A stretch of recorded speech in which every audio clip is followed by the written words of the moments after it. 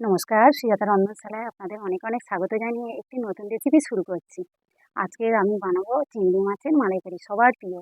তাই আমি আজকে চিংড়ি মাছের মালাইকারি বানাবো। আপনারা নারকেলের দুধ ছাড়া মালাইকারি। তা আপনারা পুরো ভিডিওটা দেখতে থাকুন কেমন করে বানাই। আমি এবার উনুনটা ধরিয়ে নেব।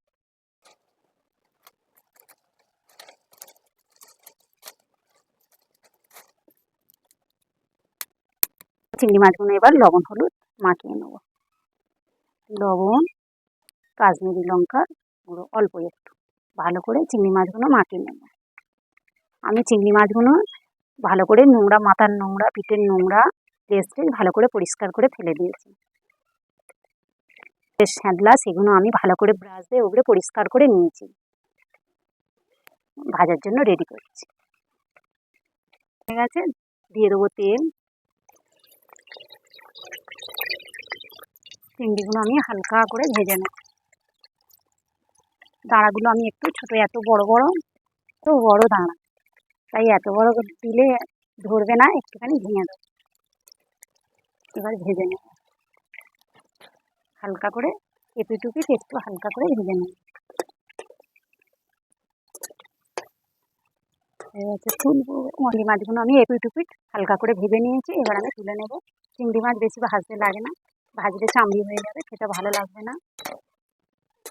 আমি চিংড়ি ভাজার তেলে আরেকটু তেল অ্যাড করব।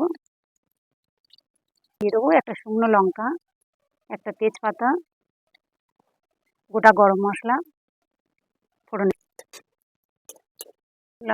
তেলে আমার গরম মশলা ছেন বেরিয়েছে। এবার আমি এতে দিয়ে দেবো, এই পর্যায়ে দিয়ে দেবো পেঁয়াজ বাটা।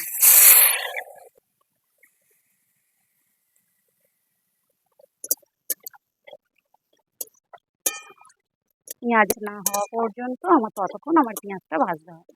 দেবো 1 চামচ শুকনো লঙ্কা আর আদা বাটা। দেবো 1 চামচ ধনিয়ার গুঁড়ো, লঙ্কার 1/2 চামচ রঙের জন্য দিয়ে দেবো কাশ্মীরি লঙ্কার গুঁড়ো,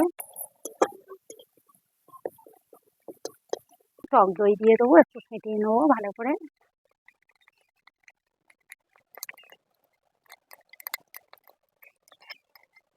দিয়ে দেবো স্বাদটা ব্যালেন্সের জন্য একটু চিনি, লবণ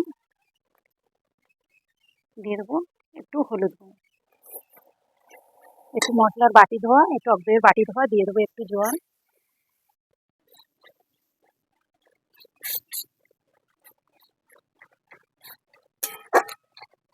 আমার তেল ছেড়ে দিয়েছে।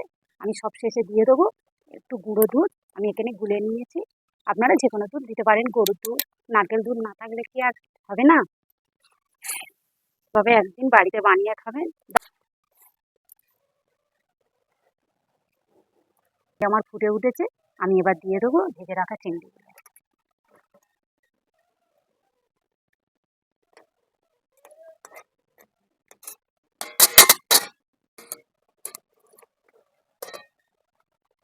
আমার হয়ে গেছে, আমি এবার নামিয়ে নেব।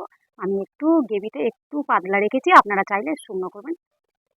দেখবেন যদি গ্রেভিটা টেস্ট হয় তাহলে একটু পাতলা হলেও কোনো অসুবিধা নেই। একটু সবাই গ্রেভি চায়, এই জন্য আমি একটু গ্রেভি রেখেছি।